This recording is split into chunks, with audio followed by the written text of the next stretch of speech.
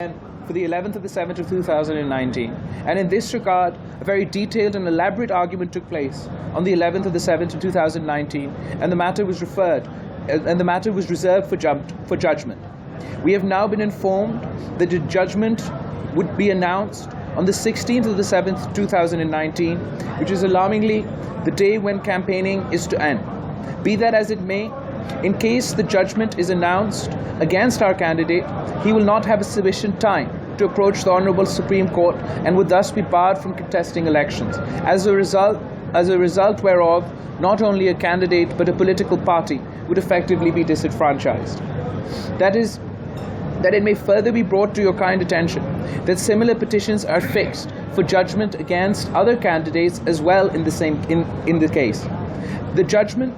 In case the judgment is announced against those candidates, that would also entail their disenfranchisement, which cannot be the spirit of free and fair elections.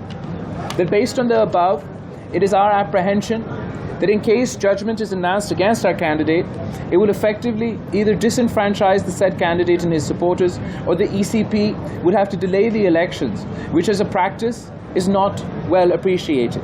Unfortunately, it appears that the order of the court would then be used to delay the elections. It is our firm belief that the election should be held as per schedule, so that the interests of the electorate can be protected and served. We suspect that the pressure being deployed is not limited to local administration, it is not limited to local politicians, and it extends to other institutions, which causes us alarm, particularly given the recent issues taking place in Islamabad and the Islamabad Accountability Court.